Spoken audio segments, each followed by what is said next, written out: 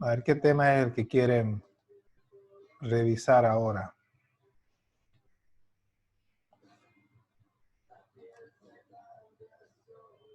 Antes de revisar el caso clínico que tengo programado para hoy. ¿Algún tema en específico que les dificulte? Que no esté muy claro.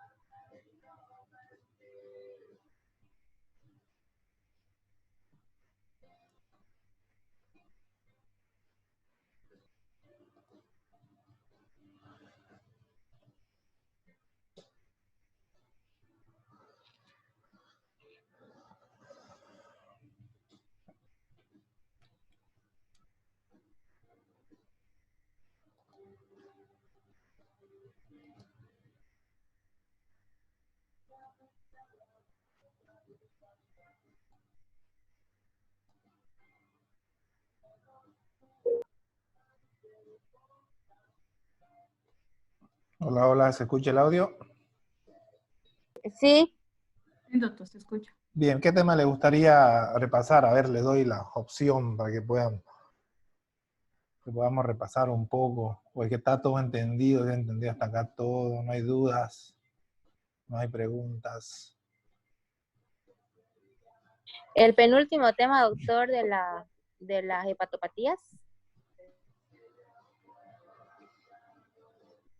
Patología hepática. Sí, doctor. Ya, vamos a ver ese tema. ¿Qué otro tema más le gustaría ver? Lo que quiero lo que me interesa es que quede claro sobre todo algunos temas importantes como patología de abdomen, ¿no? Lo que es, obviamente, apendicitis, que es que les decía, la patología más común, las hernias, ¿no? Luego, lo que es patología biliar, ¿no es cierto? ¿Hay alguna duda acerca de esos temas o se entiende todo?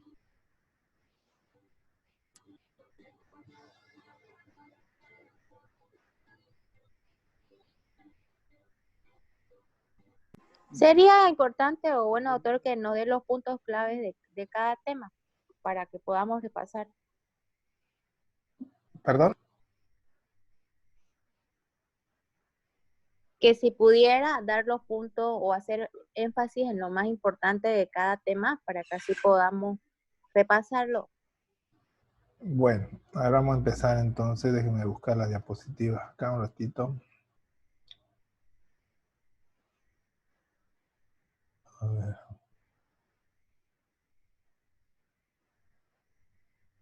Acá lo tengo.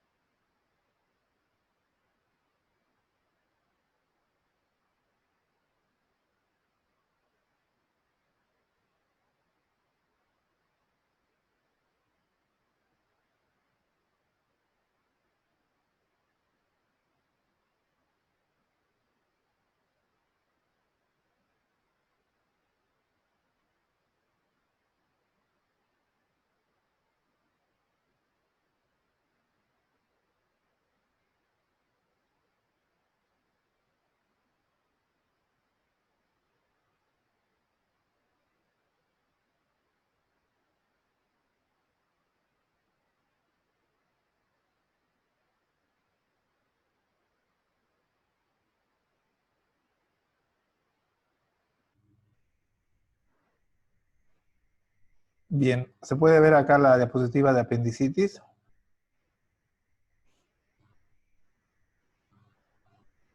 Todavía no sale. Mm, Déjenme revisar un ratito.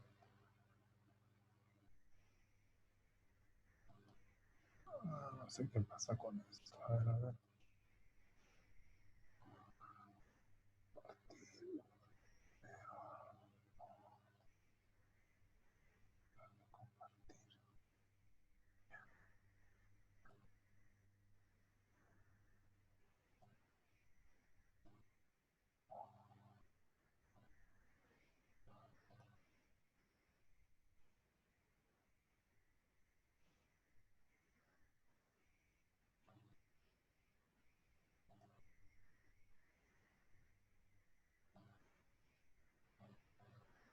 Ahora sí se ve, apendicitis.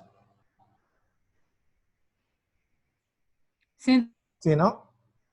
Bien, vamos a repasar entonces un poco lo que es apendicitis, los aspectos más relevantes, luego vamos con hernias, patología hepática y biliar, terminamos con el caso clínico. Le decía que lo importante de la apendicitis era sobre todo la fisiopatología, ¿no? La principal, la obstrucción por apendicolitos, ¿no? O fecalitos, que es lo mismo, ¿no? Principalmente. Eso en la edad pediátrica les había dicho que la hiperplasia de los folículos linfoides, que son parte de la mucosa, parte de la función del apéndice, ¿no? Cuando hay más actividad en la edad pediátrica, la hiperplasia de estos folículos linfoideos o linfoides pueden producir también, ¿no? En casos más raros, los cuerpos extraen sus tumores apendiculares, ¿no? La anatomía ya la hemos visto, sabemos que el apéndice, parte del ciego, que tiene la posición puede variar en relación a la válvula ileocecal, sobre todo la válvula ileocecal nosotros en cirugía la ocupamos para, es una referencia anatómica para poder visualizar el apéndice, ¿no? O en su defecto las tenias intestinales, ¿no? Las tenias del ciego se continúan con el apéndice, ¿no? Son estructuras anatómicas de relevancia para poder eh, ubicar nosotros el apéndice durante una cirugía, ¿no? ¿Ya? Bien, le decía que la fisiopatología tiene que ver también con las fases de la apendicitis, ¿no? Esa obstrucción que en primer lugar va a producir un, un aumento en el contenido intraluminal del apéndice, ¿no? Produciendo una inflamación, vamos a tener entonces la fase congestiva, ¿no? O flemosa, o catarral, como también se llama, ¿no? Es lo mismo, congestiva, flemonosa o catarral, ¿no? Luego, ese moco acumulado dentro del apéndice por una translocación bacteriana de la flora intestinal del ciego puede infectarse y empieza la fase supurativa, ¿no?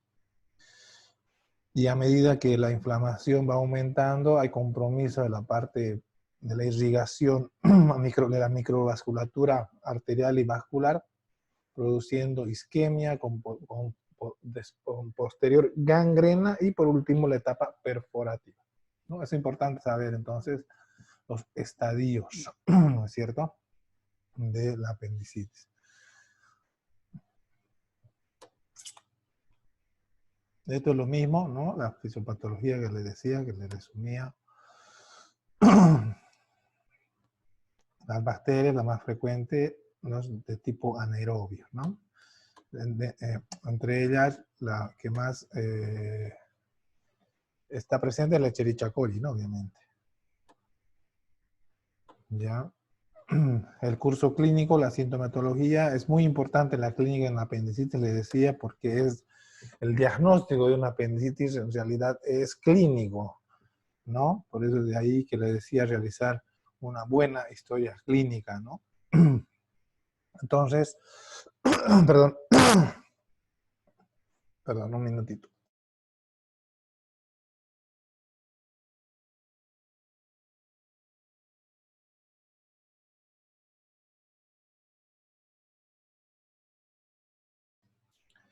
Bien, entonces les decía que ese dolor, ese característico dolor de epigastrio con posterior migración hacia fosa ilíaca derecha, ¿no? Era lo que se conocía como la cronología de Murphy, ¿no? Característico en las apendicitis, ¿no es cierto? Y entre los otros síntomas y signos de relevancia estaba la anorexia, ¿no? La anorexia que habíamos visto también que lo que se maneja y lo que se ha resumido en los, los criterios de Alvarado, ¿no? Es tomado en cuenta, tan importante la anorexia, que se la toma en cuenta, ¿no es cierto? Al igual que la cronología de Murphy, ¿no? Entonces, signos importantes. Además que, obviamente, la fiebre, ¿no? También es importante ese dato cuando nosotros hacemos una historia clínica y estamos orientados hacia una apendicitis, ¿no?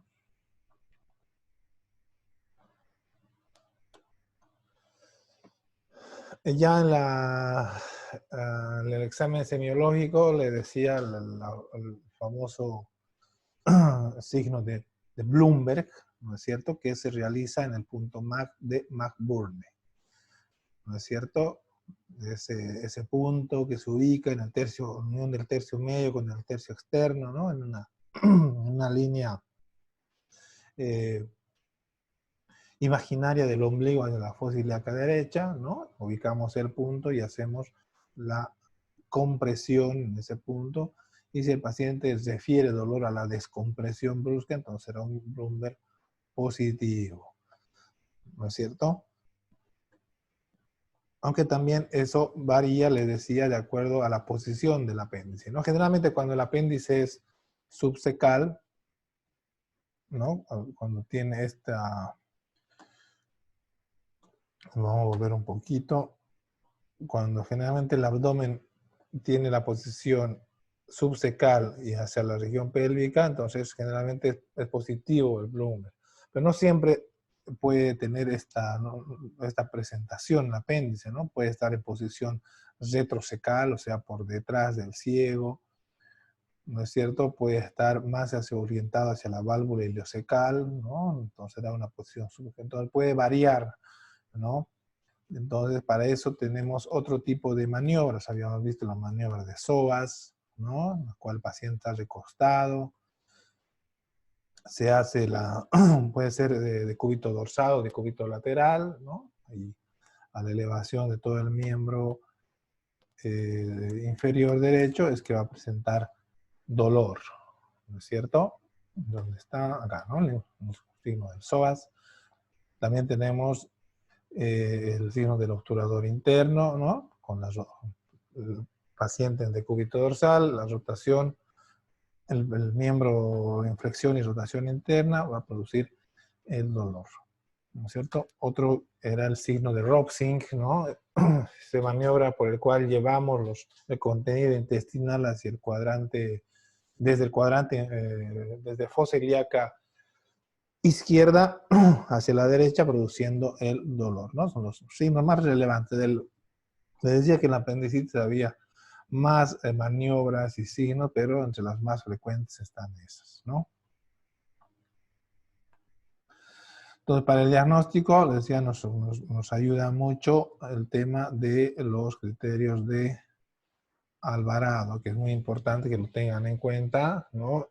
Ojo con eso, entonces para que puedan ustedes resumir, ¿no? Porque resume en realidad esto, ¿no? La patología del apéndice, ¿no? De los síntomas, toma en cuenta, les decía, le asigna un punto a esa migración del dolor a la anorexia, a los náuseas y los vómitos también, ¿no es cierto? La descompresión, el signo de rebote, también la fiebre es importante, la leucocitosis, ¿no? El desvío a la izquierda por el dominio de neutrófilos inmaduros, ¿no? Entonces, asignándole un puntaje total de 10. ¿Cuándo vamos a considerar un posible apéndice? Cuando tengamos una sumatoria de 7 en la escala de Alvarado, ¿no? Eso es muy importante para que tomen en cuenta.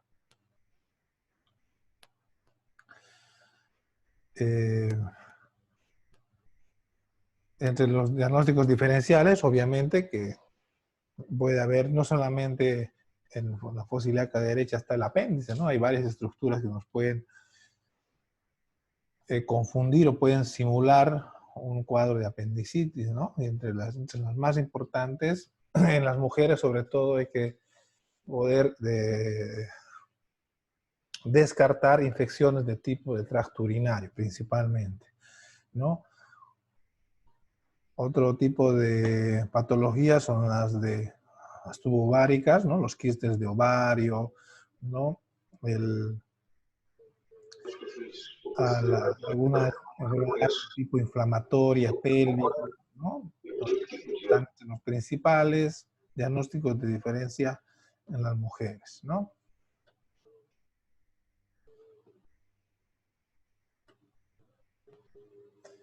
De igual forma en los hombres, ¿no? Hay que diferenciar algunas patologías, ¿no? Como la epididimitis, ¿no? La inflamación del epidídimo, la torsión testicular, que a diferencia de una apendicitis será una patología más brusca, ¿no? De inicio súbito, ¿no es cierto? Hay que diferenciar también tanto en varones como en mujeres, patologías de tipo litiasis renal, ¿no? Presencia de cálculos, no solo en el riñón, sino también a nivel ureteral, ¿no es cierto? Recordemos que el uréter también pasa por fosa ilíaca derecha, entonces también puede simular un cuadro de apendicitis, ¿no? Entre las más importantes.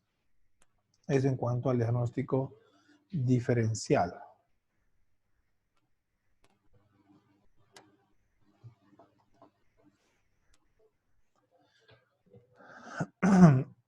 Si bien no es frecuente la apendicitis en el adulto mayor, ¿no?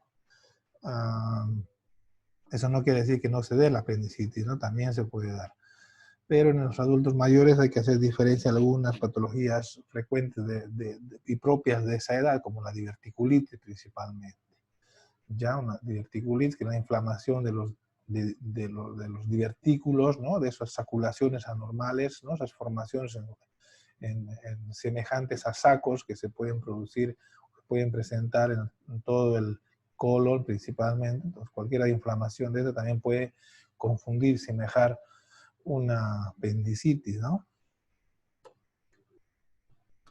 Dentro de las complicaciones, ya hablando un poco, les he dicho que la más temida es la perforación, ¿no? La perforación apendicular, que puede dar paso a una peritonitis, ¿no? Esta puede ser localizada, si solamente es a nivel del apéndice, o ya generalizada cuando ya toma toda la cavidad abdominal, ¿no? Les había dicho que hay un signo característico de la peritonitis, que era ese dolor, la descompresión brusca en varios cuadrantes. ¿Cómo se llamaba? A ver quién recuerda. ¿Qué dijo, doctor? El signo de una apendicitis, perdón, el signo de la peritonitis, le decía que si bien en la apendicitis hay un Blumberg positivo, cuando hay una peritonitis hay un signo similar, pero que se da en más cuadrantes, o sea, el Blumberg positivo, pero en más cuadrantes. ¿Cómo se llamaba ese signo? El de Guinea-Musi. Ese, ¿no? El Guinea-Musi, ¿no? Ese es el signo característico de la peritonitis, ¿no? Está muy bien. También puede producir una obstrucción intestinal, ¿no? Ya cuando está tomada todo el abdomen, ya hay una afección generalizada y el intestino tiende a paralizarse, ¿no? Por la misma infección que hay. Entonces, puede producir una oclusión intestinal, ¿no? Y además de complicaciones locales, con infección de la herida postoperatoria, ¿no es cierto? Por contaminación durante la cirugía también. Entonces, eso dentro de las complicaciones. La apendicectomía, ya se ha dicho el tratamiento, obviamente, que es quirúrgico, ¿no es cierto? Consiste en la extracción del apéndice, ya puede ser por vía abierta o vía laparoscópica, ¿no es cierto? Dependiendo, esto mucho depende del tiempo de evolución, ¿no? Tiempo menor a 12, 8 horas consideraremos una apendicitis flemonosa todavía, ¿no? Pero si pasa mayor tiempo a desde el inicio de los síntomas, ya consideraríamos una apendicitis ya gangrenosa con posible perforación incluso, entonces En esos casos ya la cirugía será un poco más, más traumática, ¿no? O podremos optar por una incisión mediana, más grande. A diferencia de que cuando está en las primeras fases, se puede hacer simplemente unas incisiones más pequeñas, ¿no? Les hablaba de la incisión de McBurney sobre el mismo punto de McBurney, la incisión de Rocky Davis horizontal, ¿no? Las incisiones también se pueden hacer generalmente en la edad pediátrica para medianas, ¿no? O sea, paralelas a la línea mediana, como puede ver acá en la gráfica, ¿no? Básicamente esa es la técnica que se hace para la apendicectomía, ¿no? Se hace se hace acá la ligadura, la sección de la arteria apendicular, ¿no? Que viene a irrigar todo lo que es el apéndice a través del meso, ¿no? Se lo ubica en el mesoapéndice, se liga y luego se hace una ligadura también del apéndice a nivel de la continuación con el ciego, que se llama base apendicular, ¿no? La parte que continúa del apéndice hacia el ciego se llama base apendicular. Entonces ahí es donde se hace una ligadura y posterior sección y retiro del apéndice, ¿no? Entonces eso ya para conocimiento general, ¿no? Lo mismo se hace en la cirugía laparoscópica. Entonces, eso para resumir un poco lo que es la apendicitis, ¿no? ¿Alguna consulta, duda hasta acá? No, doctor. No, doctor, está bien. Para el examen. Muy bien, entonces tomar en cuenta los criterios de Alvarado, las fases del apéndice, ¿no? Las complicaciones, diagnósticos diferenciales, ¿no? Sobre todo eso. Bien, otro tema que quería repasar, y quiero que tenga muy en cuenta, son las hernias, ¿no? Hernias. Ahorita vamos a compartir. No la tengo.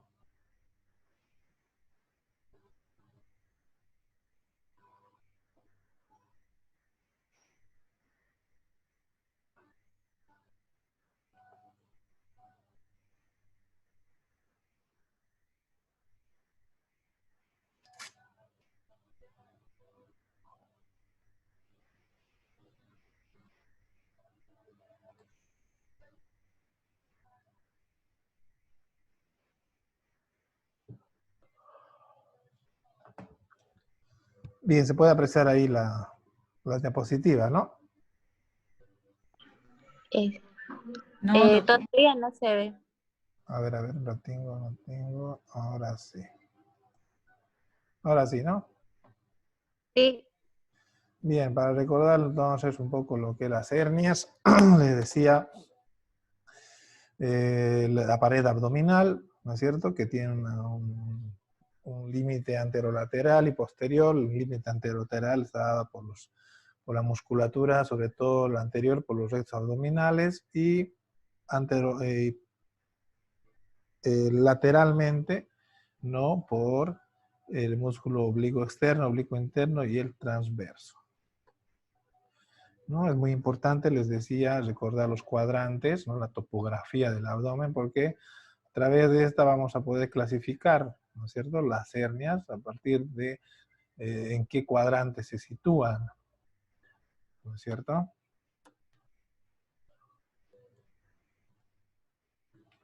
La diástasis de rectos, no sé si le hemos mencionado en la anterior clase, es un tipo de hernias que corresponde a una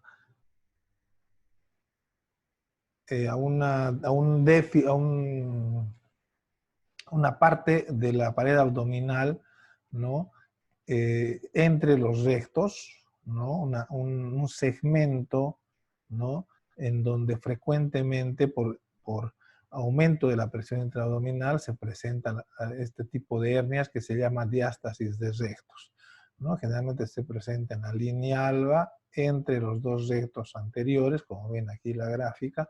Es un tipo también de hernia, la diástasis de rectos. Ya, las complicaciones en este caso son muy escasas, ¿no? Entonces, como ven acá en la gráfica, la diástasis de rectos también es un tipo de hernias. El concepto de hernia yo creo que ya está claro, que es la protrusión o salida del contenido abdominal a través de un defecto en la pared, ¿no? Que puede ser adquirido o congénito, ¿no? Si este es producto de una cirugía anterior, habíamos dicho que se va a denominar eventración, ¿no es cierto?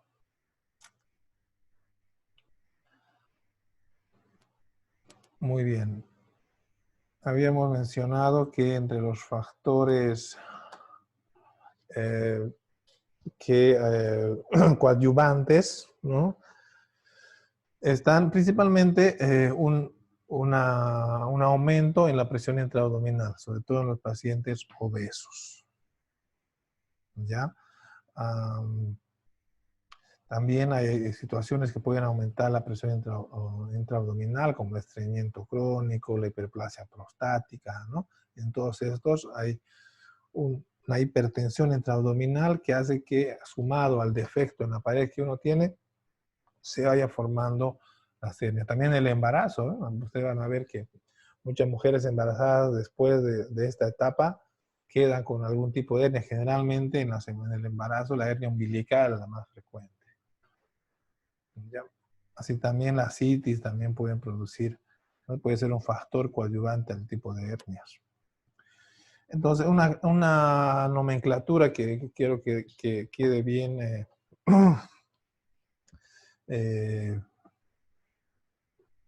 bien detallada, para que les quede, es el hecho de saber cuándo es una hernia reductible, cuándo es una hernia irreductible, incoercible, ¿no? Encarcelada o estrangulada, ¿no? Esto es importante saber el concepto, ¿no? Para poder nosotros orientarnos, porque mucho depende de esto el tratamiento que se va a hacer. Ya reductible habíamos dicho entonces cuando se puede reintroducir con facilidad, ¿no? El contenido que protruye, ¿no es cierto? Entonces, cuando se puede, con una maniobra, se puede reintroducir el contenido de la hernia, será reductible. Caso contrario, será una hernia irreductible, ¿no es cierto?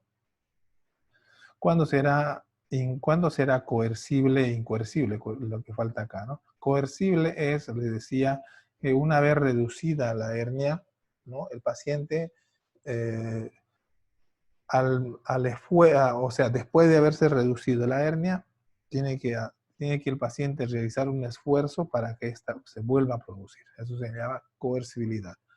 Incoercible es cuando ni bien reducida la hernia, inmediatamente y con facilidad, como dice acá, vuelve a salir por el orificio de herniación, ¿no? Entonces será una hernia incoercible. Y los otros dos conceptos de encarcelada y estrangulada, sabemos la diferencia, es estrangulada cuando hay compromiso ya vascular, ¿no? Y posterior necrosis, como dicen, ¿no? Entonces, en estos casos, es importante porque sabemos que una hernia estrangulada es una urgencia quirúrgica, ¿no? Entonces, bien importante es saber y reconocer, además del tipo de hernia, además de la localización, ¿no? Saber si una hernia es reductible, encarcelada, ¿no? Todo eso es importante. Entonces, según la clasificación, habíamos visto sobre todo la clasificación según la topografía, ¿no? Habíamos dicho que tenemos hernias epigástricas, hernias umbilicales, ¿no? Las hernias de Spiegel, ¿no? Esas que se encuentran entre el límite entre el recto anterior y la musculatura lateral, ¿no? Las hernias inguinales, ¿no? O inguinoescrotales cuando llegan cuando comprometen el escroto, ¿no? Las hernias femorales, ¿no? Una clasificación según a la localización de las hernias, principalmente, ¿no? Dentro de las más frecuentes, les había dicho que las hernias inguinales son las más frecuentes, ¿no? Y para...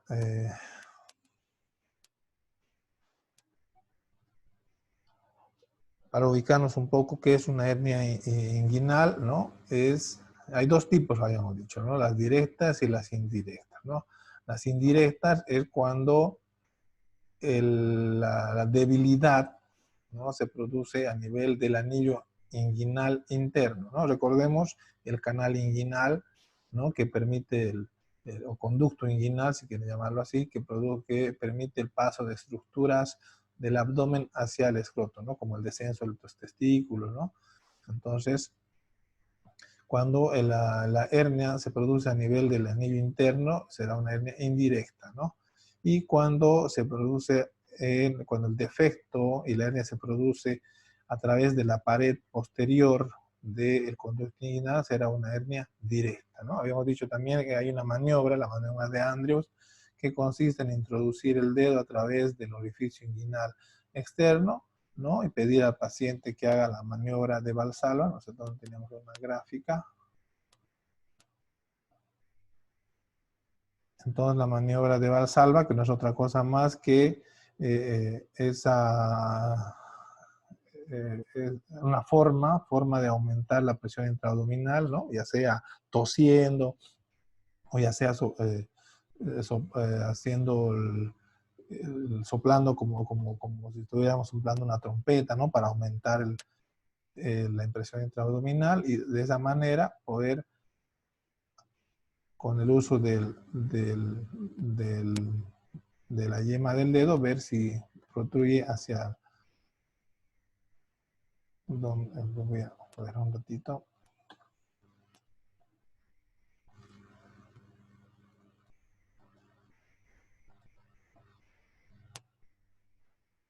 Había aquí...